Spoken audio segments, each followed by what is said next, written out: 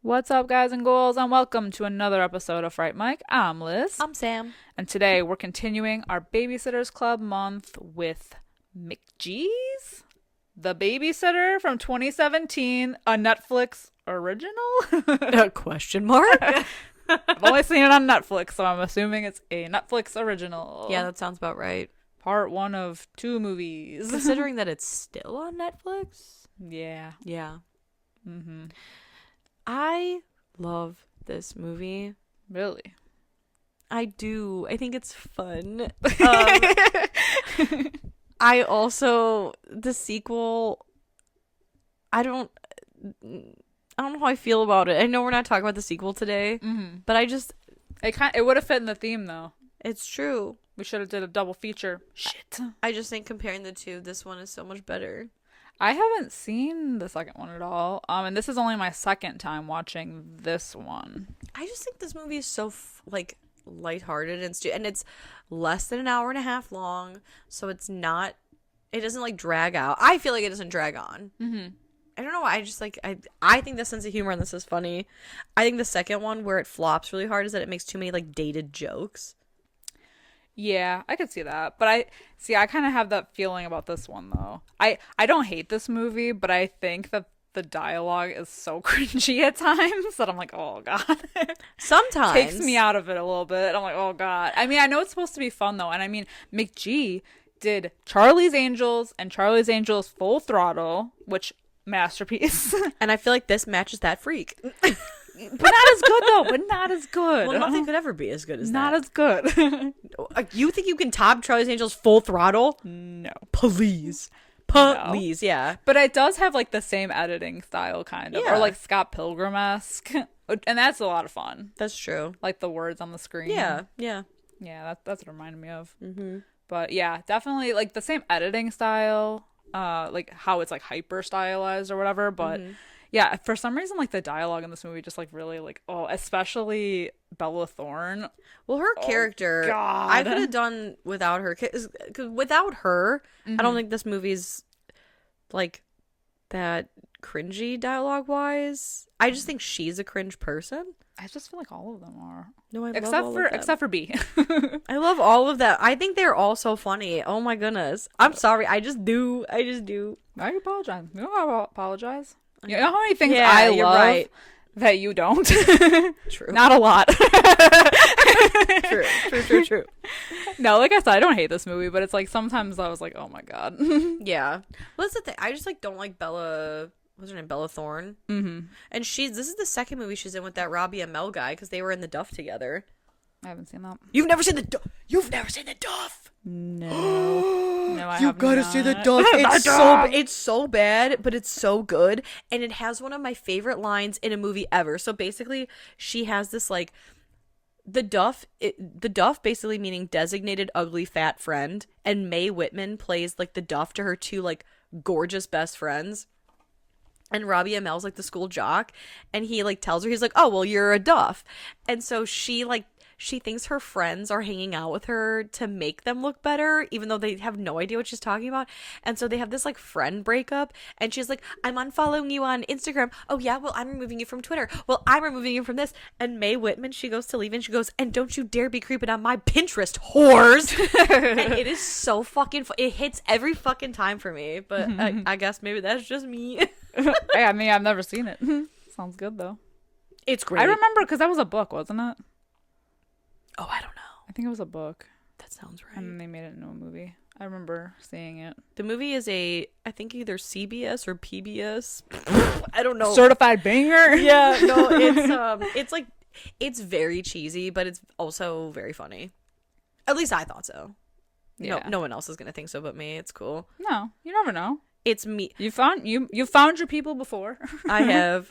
It's like the movies where I'm the audience of one and I'm not apologizing for are Immortals, The Spirit, and The Duff. I told you I've never seen those though. I know, and you have to watch them all. You're gonna hate me for it. Movie night. Why would I? Do you know how many dumb movies I love? You know who you're talking to? Yeah. Okay.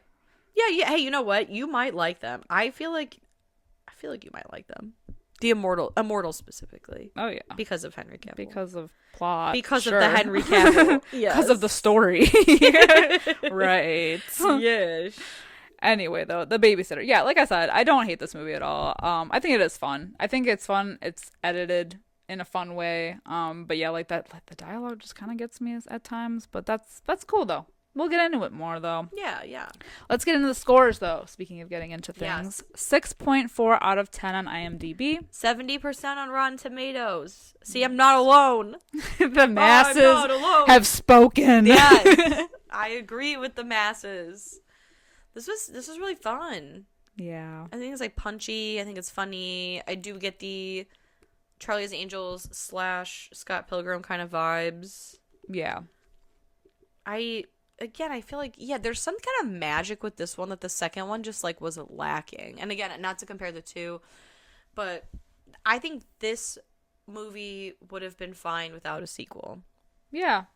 I'm actually like wondering, I mean, I don't want to like spoil anything, I guess, but it's like, what did they even do with the second one? I won't tell you. Did the cult come back? I can't tell you. Well, I'm guessing B is still alive because she was alive at the end of this. I can't tell. I won't spoil anything here. I won't say a damn word about it here. All I'll say is unnecessary. All right. So I shouldn't watch it. Not unless you want to. I think I had said before on the podcast that like, or maybe I didn't. Maybe I just said it to you. But either way, I remember saying like, oh, I didn't think the sequel was that bad. But then rewatching this one for the podcast, I'm like, the sequel is that bad though. It's like, it's just so not what this is, to me anyway. And that's the one that came out like during COVID, I think. Yeah, it came out in 2020. Because at first I thought that this one came out, but then I'm like, wait, no, the sequel did. Because this is 2017. Yeah. I watched both, because the second one came out in 2020, I watched this one first and then watched the second one. Mm-hmm. So I think maybe under the duress of being at my home prison, I was like, watching 7 movies a day. Yeah, those were the times. Yeah, like watching Babysitter Killer Queen during quarantine. I was like, it's funny and people are out doing things and I like doing things outside. And then no, oh baby, no. But this one is great, and it was the first thing I ever second thing I saw Samara Weaving in. Oh, what's the first? Ready or Not. Yeah, I think that's true. Because this came out before Ready or Not, but I saw Ready or Not before this. Yeah, same. Same. I'm trying to think if there was anything else. I don't think so. Yeah. No. Yeah, I think Ready or Not was the first thing I saw her in. Yeah. She's just so beautiful. What a babe. I know, her little bunny teeth. Her little bunny teeth. I'm obsessed with her. I know. She's great. So good looking. She's great in everything. I know. She's in. My God. Shout out Mayhem. Mayhem. This. Ready or Not. Briefly in Scream 6. Yeah. What's the damn it. Guns Akimbo. Is she in Guns Akimbo? Yeah. Right? Yeah, because she goes after him. Yeah. Okay, yeah. It's been a while since I saw that.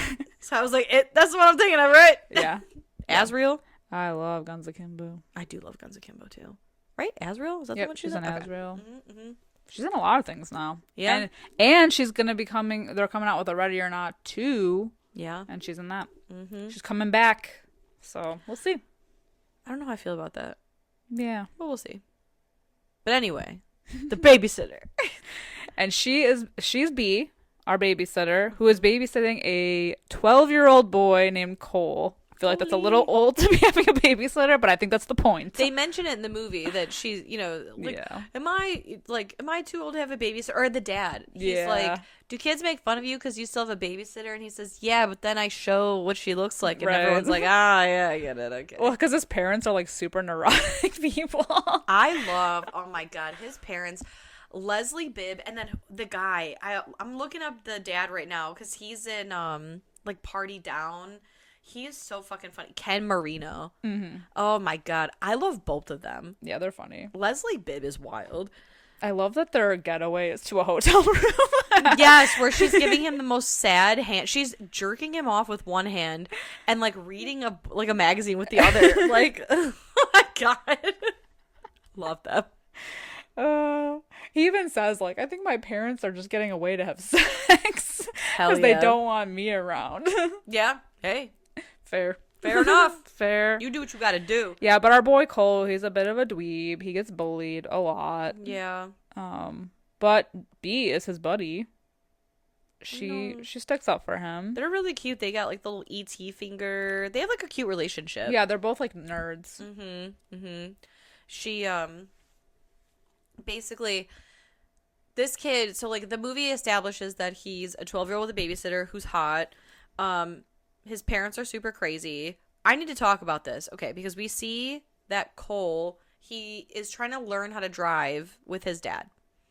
And Cole has anxiety about driving. He's excited about everything. Yes. He doesn't even make it out of park, okay? Meanwhile, his mom, so they have this house, this crawl space. Why are there like orange knee tarantulas down there? Where do they live? There's a tarantula infestation. Yes. And she is like perfectly okay with she's crawling around down there. Yeah, with those little orange knee bastards. Oh, gross. I would set that house aflame. And she's putting traps down there, and I'm like, I think you need to do like a full thing down there. Yeah, I think you need a full priest. Fumigation. Is that common? I feel like that's not that can't be common. To have tarantulas under your home? Well, see, at first it looks like there's like only really one because there's several. Well, yeah, but like because you only see the one like off to the side, but then later on when they go back under there and there's like so many of them, that's an infestation. Yeah, that's a problem. Yeah, that's hell on earth. You wouldn't catch me down there. No. Who? You wouldn't catch me living in there. How? In the house? Why do people have those? Like, I could never. Have what, tarantulas? Like, no, like those under the house. Like the crawl space? Nothing ever good happens in an underground crawl space thing like that. I'm looking at you, The Visit. Yeah, nothing good ever happens. If anyone's ever read the book Pen Pal, then you'll know what I mean. Great fucking book. Great Such a good book and so disturbing. Sad. We don't talk about books that much on this podcast, but we're both big readers, and if you want something that's going to mess you up, read Pen Pal. Damn. Yeah. That shit. It still sticks with me. Oh, yeah. I still think about it to this day. And there's a disturbing aspect that involves a crawl space. Mm-hmm. Yeah. But anyway, yeah, those type of things, especially in horror movies, no good. Yeah. But really in everyday life, no good. Right. But so, like, we're establishing, first of all, that there's a creepy crawl space, so you know that's coming into play, and that he has anxiety about driving, and I feel like everything else. So I'm like, okay, well, that's going to come into play, too. And needles. Of course. Yeah. Oh, yeah, I forgot about the needles, too. Mm-hmm. But basically, his parents are going out of town for their sex vacation. Sexcation. Their sexcation, and, yeah, he's so excited, or he's 12, so he's like a little bit horny that B is going to be spending the weekend. But I think it's cute because he also has a school crush. I think her name's Melanie, and she's also like his kind of across the way neighbor. Her parents are divorced. Her dad had bought a midlife crisis car. What is it, a Camaro? I think so. It's some like he really likes car. To flaunt it. Yeah, and he's such a douchebag. He's such a douchebag because he picks Melanie up and he's like, oh, your parents are letting you take the bus. They said you were gonna take the bus home. Yeah, I can't drive you because you live across the street from me. So peace, nerd. Like, it's oh my god, so sad. But he's excited to have B spend the weekend, and Melanie's like, She's gonna have sex at your house. Orgy. Yeah. Convinces Cole that she's having orgies while he's asleep. Yeah. Well, they have like a cute little, like they have a movie night in the backyard. Shout out. Backyard drive-in. Yes. They dance go. off. Yeah, they go do a dance off. They go swimming. Mm-hmm. They make pizzas. It's cute. Yeah, and then they set up their intergalactic dream team. Mm-hmm. It's very cute. Yeah. So it's all good. Mm-hmm. And then Cole goes to bed. Well, before that, she tries to give him a shot. Yeah, but he's a double shot of something. Double shot. And he ends up dumping it in the plant when she's not looking. Which is crazy because do they mention this book? Because Melanie says something. Do you ever wonder what she does after like you go to bed or after she goes to bed or something? So I thought that maybe she had been like drugging him this whole time because she knows that he didn't drink the shot because he's awake. And she's like, I know you didn't take the shot because it's supposed to knock you out for several hours. So I don't know why. I don't think she knew, though. Not right away. No, not right away. It wasn't until she obviously discovered that he's awake. Until she jump scared behind him. Yeah. Yeah, maybe she thought that he did, but I don't know why. Until then. I always assumed that she was drugging him until we were literally just talking out loud about this now. Mm-hmm. And I'm like, oh, yeah, no, I guess when was she spending the night before? Right. Well, yeah, I think because I think Melanie was saying, like, oh, do you know what she does when you go to sleep? She's making out with guys in the living room or whatever. But he goes to bed, kind of. Well, he's, like, FaceTiming Melanie. Yeah. And B has some friends over. And she's like, oh, my God, an orgy. I like that he Googles everything, too. I also love, so, like, his dad's watching Mad Men before they leave. And he's like, what's Mad Men? Can I watch it with you? And he's like, it's kind of dry. Like, maybe when you're older, we'll watch it. And then Cole spends all night binging Mad Men. And he's like, stupid. Like, what the fuck? And so, when Melanie's like, it's an orgy, he Googles what orgy is. And he's like, oh, God. Yeah, oh, my God. So then he goes to spy on what's going on. And it's basically B and 5 people. 5, like, high school. I assume they're, like, in high school. Even though Robbie Amell, that body. Not high school. Not even college. Mm-hmm. It's crazy. But, so they're all playing Spin the Bottle, Truth or Dare? From what it looks like? Yeah. Yeah. And we've got, what are their names? Allison? Right? I did not write their names down. Oh, cool. So, it's Max, John, okay, Max, John, Samuel, right? Yeah, because Samuel's the one that doesn't belong. Yeah. Sonia, and then I think Bella Thorne's name is Alice. I think so. Yeah. Yes, it is. And so they're all whatever, and of course we have to get the girl makeout scene because basically it comes to B. She says dare. The one that's like 5 minutes long. Yeah. Yeah, that one. And I think it's Max says, I dare you to kiss everyone in the circle. And we see earlier in the movie when Cole's at school that B is kind of flirting with this guy outside of like a liquor store, and it happens to be the Samuel guy. And so B is making out with everyone. There is an I swear to God, it's literally a 5-minute it's 5 minutes makeout scene between B and Allison. And fucking John, played by, I think it's King Batch. He's like fucking rubbing chapstick on. He's like, oh hell yeah, like he's so funny. But she licks the side of his face. Sonia, they like kiss each other's forehead. It's like really crazy. And then when it comes to Samuel, she crawls and he gets like real nervous. All of a sudden, he's like, I don't even know you people. And she's like, don't you trust me? Never trust a girl who says, don't you trust me. Nope. Never trust anyone that says, don't you trust me. Don't trust a pretty girl. Don't trust anybody, in fact. Yeah, you know what? Don't trust anyone. Yeah, take it from 303. Especially don't trust a hoe. Yeah. Never trust a hoe. Won't trust me. Yeah. Yeah, especially teenagers, youths. Yeah, the youths. Vermin. All of them. So she kisses him. And he's like, this is awesome. This is the best day of my life. Yeah. Until it's not. Yeah. Until it's not. Until he gets a fucking headache. She double daggers him in the head. Oh, that's wrong. Oh, but it's not even like he doesn't die right away. He just it's like she's moving it around, and I feel like I feel that. You know, like I've had a bad migraine like that before. 100%. Oh my goodness. I had hangovers like that before. Oh, and the way she's like moving it around, and then she finally like takes them out, and the two friends are they got like their cups.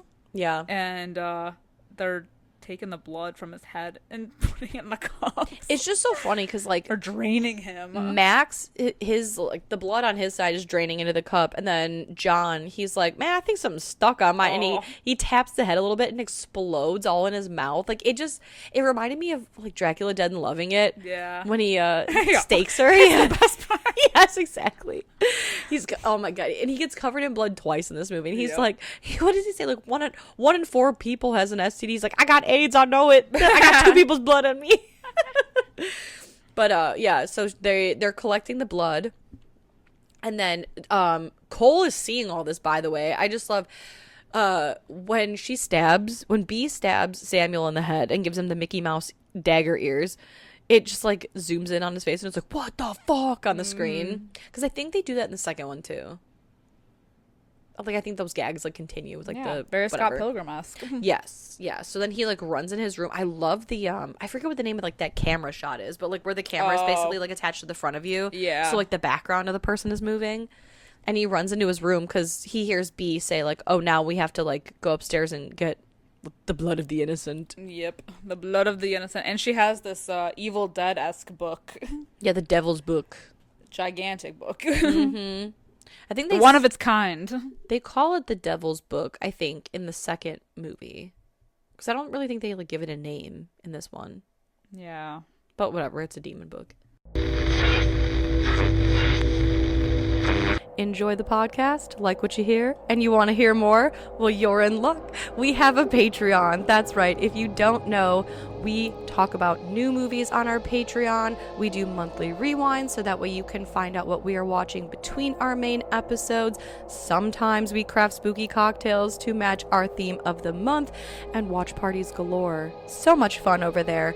Head over to patreon.com/Fright Mic podcast to check that out. Again, if you want to hang out with us a little bit more, then support us over on patreon.com/Fright Mic podcast. And we'll love you forever. Okay, bye. And so he pretends to be asleep. He calls 911. Oh yeah.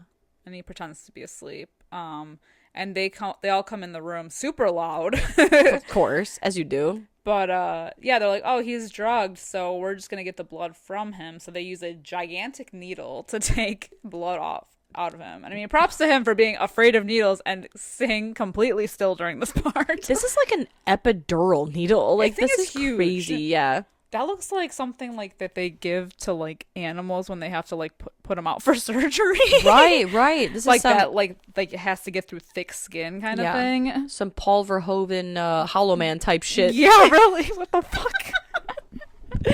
Yeah. Oh my god. Yeah, they steal his blood. And immediately he pops out of bed, starts making a like a sheet rope, and throws it out the window. But boom, B jump scare. She sensed something was going on. And then before he even notices, he passes right on out. Which is so funny because at first, like, I remember still the first time I saw this movie, I was like, because when she takes the blood from him, at first she's like, oh shoot, I didn't get the vein, and so she has to inject, like, you know, stick it in again. And I was like, this little bitch drugged him, and that's what knocked him out. But it's just so funny because he wakes up tied to a chair, and they're all like, all 4, I guess there's 5 of them total, right? Mm-hmm. Yeah. Right? Okay, yeah. All 5 of them are staring at him, and Max has ditched his shirt, and he wakes up and just goes, why is he not wearing a shirt? Yeah. And they're like, that's the first question that you ask. But it's funny because she's like, they're like, give him a cookie, and there's a whole big deal about like him eating a cookie. And he's like, oh, I don't even like cookies. Yeah, and she's like, you have low blood sugar. And he's like, how do you know? And she's like, well, I took your blood, had a feeling, hid behind your door, watched you create a sheet rope, and then watched you pass out. Like, He just fucking passed out. Yep, he was feeling woozy. Incredible. Maybe it's the adrenaline rush. Yeah, I mean that's happened before. I almost passed out one time when I gave blood. Really? Mm-hmm. Oh shit. Yeah, I think it's definitely like when you don't eat enough. Yeah, I've been there. Not giving blood. Passing out. I have. Yeah, I have been on the verge of passing out from not eating. That's horrible. It's like a horrible feeling. Yeah. Like you feel like, like everything is getting cloudy. Totally. The walls are closing in. Luckily, I was already in a hospital. Thank goodness. Oh, God. And then you get the cold sweats. Mm-mm. I've never had the cold sweats. Ugh, awful. Yeah. I donated. The one time I donated blood and it went well. Yeah, I mean, I've donated it a couple times, but that one time specifically, I don't know what it was. Did not eat enough, Lack apparently. of food, yeah. I guess. Gotta get your potassium. Stupid! But anyway, this scene is so great because he found a pocket knife in his bedroom. So he had a pocket knife on him, and he pulls out the pocket knife, and he starts cutting the rope.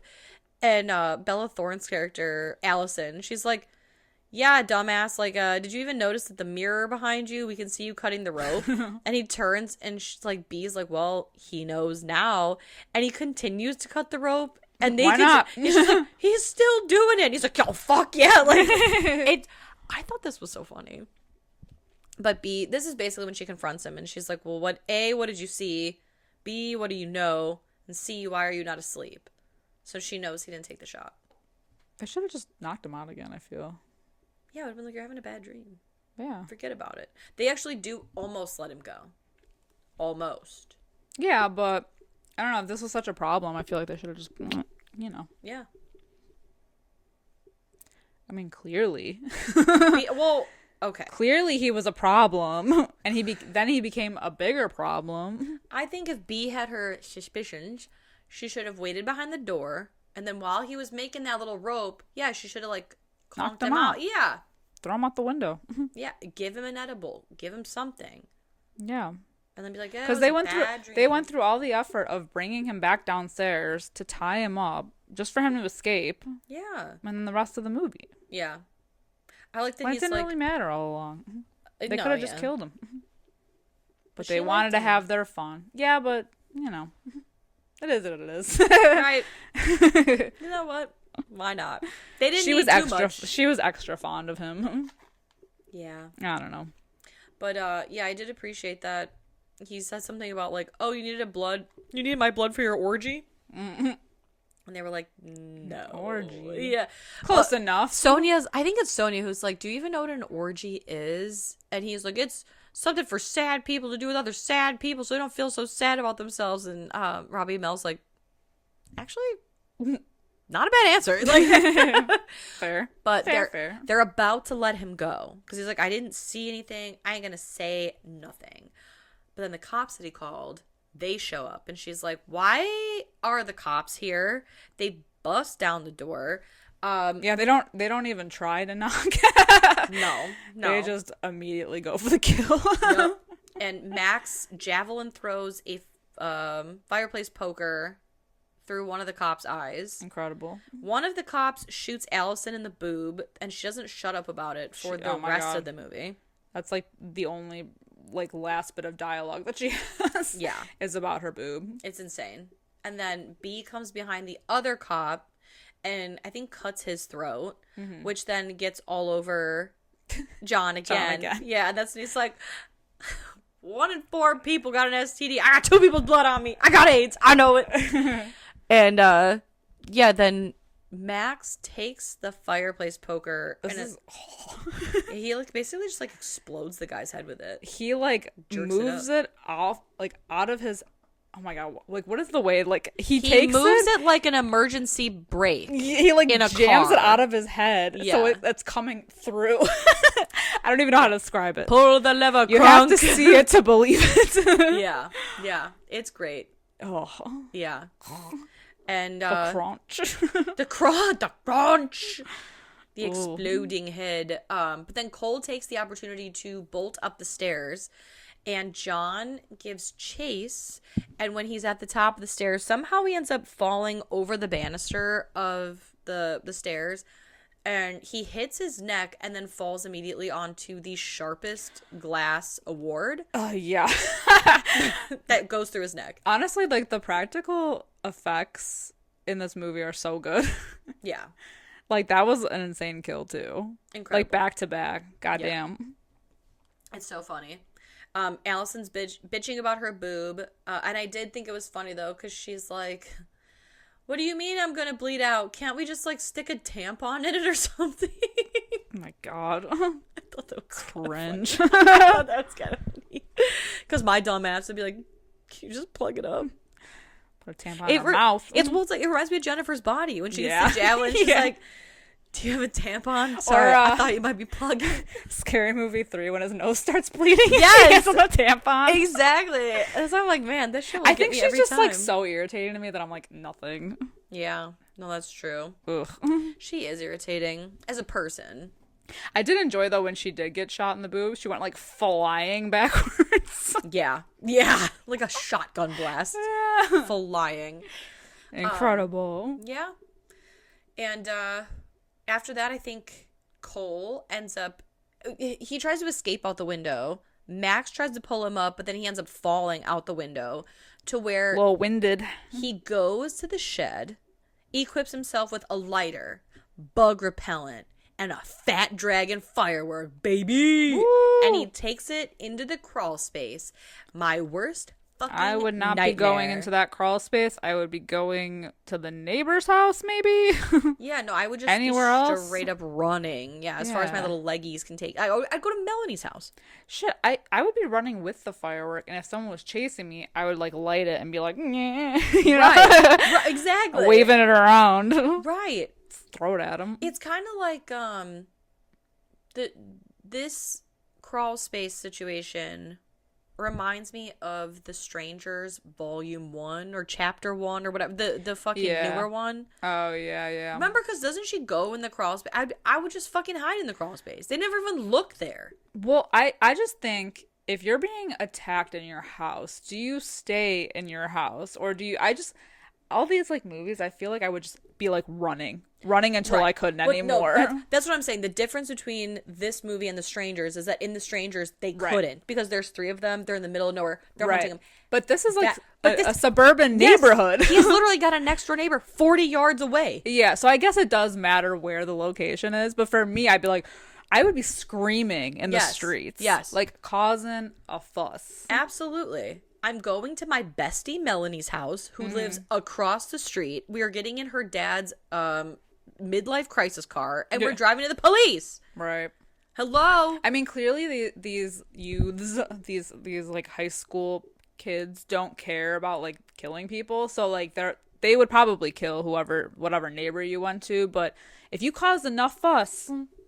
But that's the thing. He blow the firework off. He basically was under enough cover. He had enough time to rummage through the shed, grab some weaponry, and then unbolt the latch to the crawl space and get in it. Like, he could have been to any friend's house, any neighbor's house. That's what I'm saying. And he wouldn't know.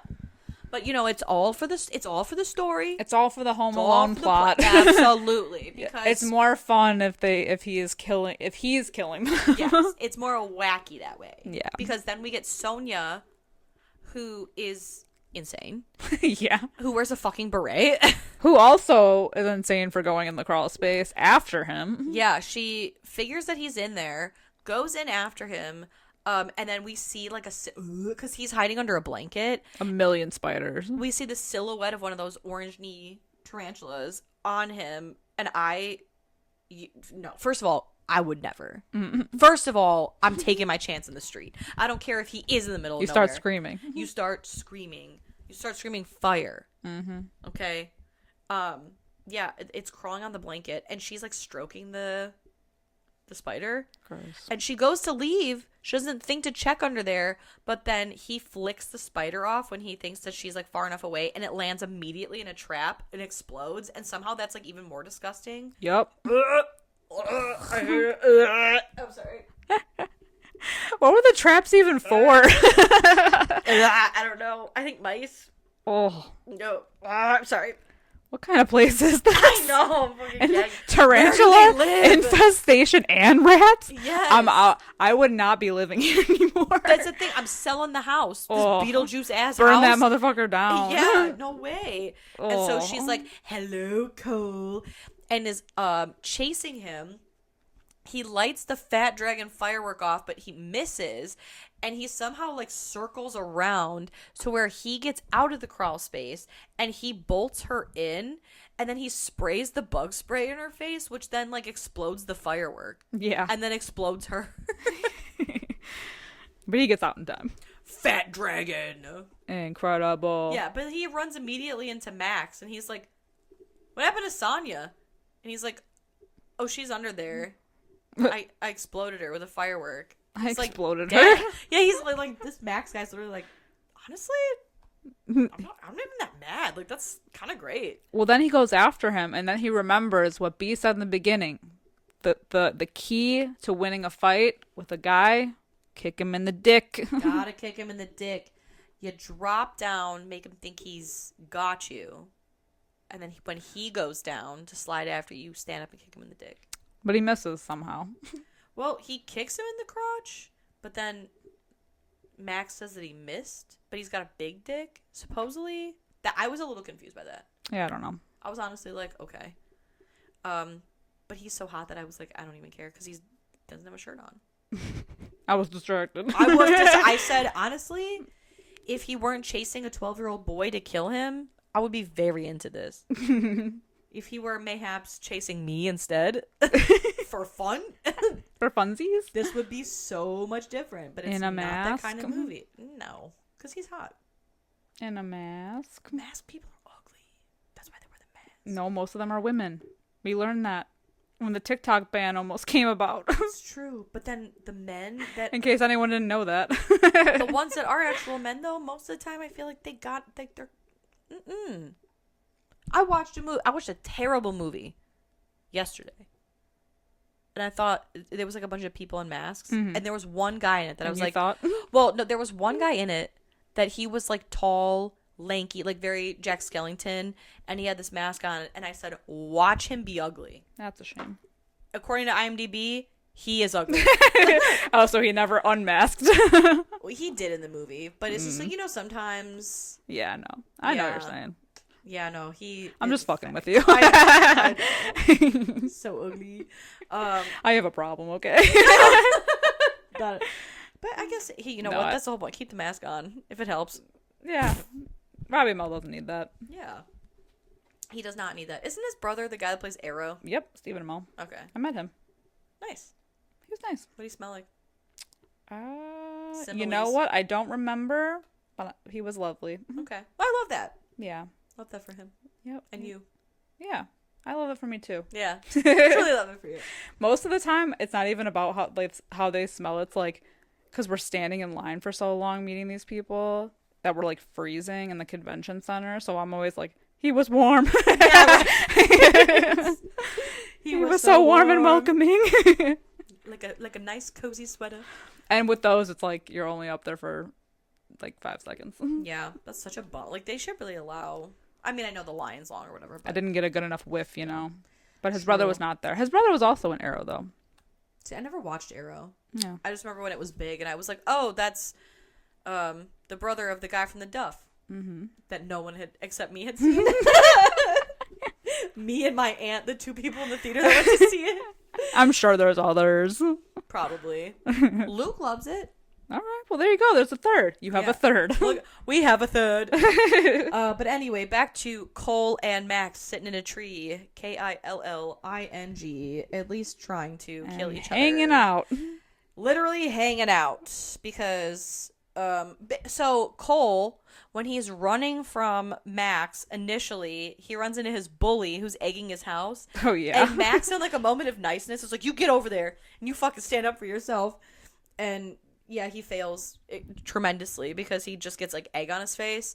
So, ironically, when Max then chases him up into the treehouse, he's like, I don't want you to die with egg on your face. You deserve better than that. But he's got egg all over his hands now. And when he goes to kill Cole, that's his name? Yes. He falls, he slips, and then he goes to, like, grab onto a tree branch. But the the slippery yolk of the egg causes him to somehow fall perfectly into a swing set rope, and he hangs himself. Yes. It all works out perfectly. Talk about divine intervention. And then B gets a shot of a shotgun off at Cole. And he's like, we have guns? We have guns now? That would have been nice to know. It felt very Dennis Reynolds. Like, I'm going bald? I'm going bald? Where was she? Was she just chilling inside this whole time? I don't know. While they were playing, like, fucking Scooby-Doo all over this neighborhood? Right? You know what? And here's the beauty. The beauty of this movie is, I don't know. And guess what? It doesn't matter. You know what? And that's the thing. It doesn't matter. Right. Because at the end of the day, it's night. And it doesn't matter. At the end of the day gotta end. Exactly. Yeah. Now Cole gets smart. Takes off. Goes to Melanie's. They kiss. And the end. In a state of pure passion and adrenaline, they kiss. I like the little sequence in the house where she's chasing them through the house and they're like narrowly avoiding her, like when the vase almost falls and he's like, oh yeah. That is very Scooby-Doo to me. Yeah, that felt so fun. Yeah, B kicks the door down Terminator style and is hunting through the house. It's so fun, and I just think it's so cute that how does no one hear any of this? Well, her dad's not home. No, but like right? in the neighborhood. Oh yeah, a shotgun went off. Literally, I don't. Especially because basically, once they evade B, he attempts to lock Melanie in the bathroom because he's like, "You got to stay safe," and she's like, "It locks from the inside, dumbass." But they kiss. It's cute, and then he goes screaming for B out of Melanie's front door, like, "I'm going back to my house. Where are you?" It's like none of the neighbors were like, "Shut the fuck up!" Right. It's not until yeah, it's wild. Someone blows off like a firework, and the next thing I know, I got 50 notifications on my camera. Gunshots. True. Gunshots in the vicinity. See, I'm always that person. I hear a firework and I'm like, it's a gun, hit the deck. You're the person. I am the person, but I keep it to myself. Yeah. I'm not posting that's right. it. Yeah. That's right. No I know form. that's right. I know that's right. Because one thing about me, I'm a survivor. No one needs to know that I'm home, okay? The lights are out. Exactly. Doors locked. Yeah. And me on the ground. Yeah, so he lures B back to the house, and he finds the book. The Evil Dead-esque book. Yes, the book of... Wait, the... Devil book. The devil's book, The devil's book. The book of the devil. Yeah, and so he goes into the kitchen, threatens to burn it, and runs into Allison, who's still alive. Did not bleed out from her boob wound. Oh, yeah. Who's talking mad shit, and is about to kill him until Allison shoots her in the head, which causes her head to explode. It's like a water balloon popping. And even Samara Weaving is like, holy shit. Yeah, she's like, that was in the cop's car. This weapon was in the cop's car. That's crazy. Yep.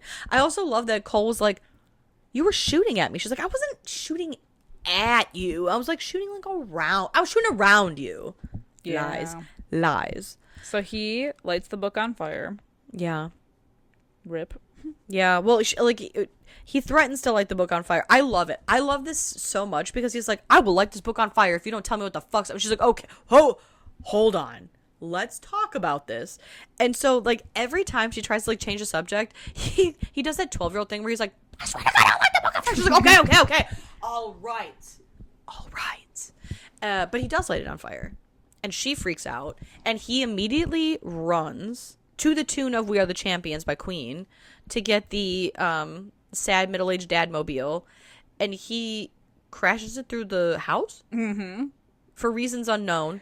Yeah, but he hits B. That was a choice. It was a lucky shot as well because he hits like a ramp. Yeah. Where'd the ramp come from? I'm just confused as to why he ran that car in the house. Yeah, okay. She would have come running out eventually. I think he did it because he wanted to be cool. Well, yes. And it did get attention. But I think, so it's sad because then he, like, drives the car into her, and then we see through the wreckage that she's kind of, like, laying there, kind of crushed under the car a little bit, but she's still alive. And she says the whole thing about, like, oh, you never told me your intergalactic dream team. And he says, I forget who the first one is, but then he says Data. And then he says, like, oh, like, me and you. And she's like, you never said we could pick ourselves. And he's like, well, that's because it's science fiction. You can do whatever you want. And there was like a whole conversation earlier about like the big bad. And she was like, well, that's the thing, Cole. Like, I'm the big bad. And he's like, well, I loved you. But when I realized that you were the big bad, I drove a car through you. Yup. So I think that was him trying to kill her. In science fiction terms. Sure. Right. Or maybe he like couldn't do it otherwise. He had to defeat the Too baddie personal? somehow. Yeah. Yeah, and it's really sad 'cause she tries to do the little... They used to do, like, the E.T. thing where they would, like, touch fingers. It's crazy that he couldn't beat up the bully, but he could kill all of them.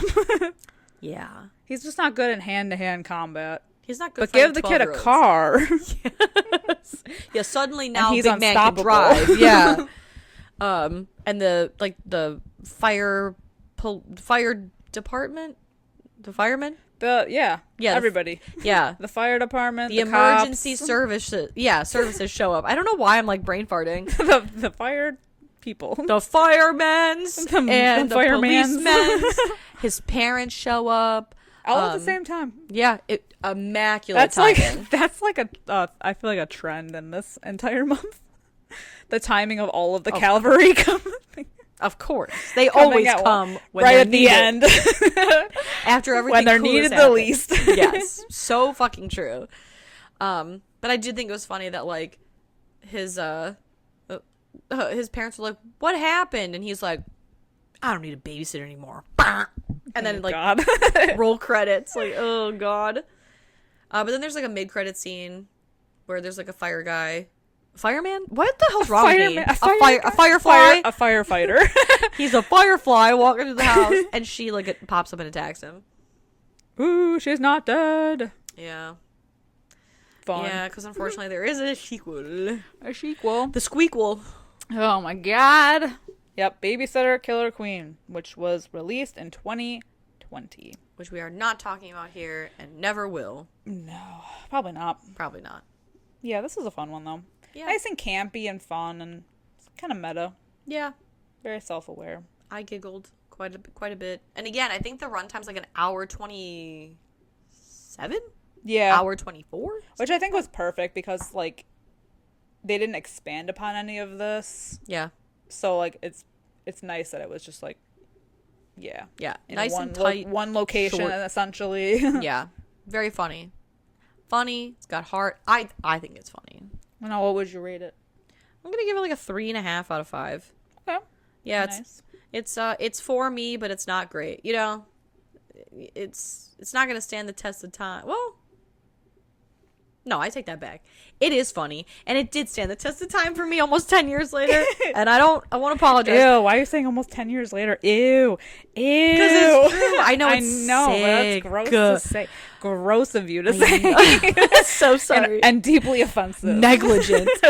What are you gonna rate this movie? I will give this movie 2.75 out of 5. Hell yeah. I'd say that's a win. Yeah. Yeah. Like I said, I didn't hate it. Yeah. Just, you know. I only left a few times. Gives you the ick sometimes.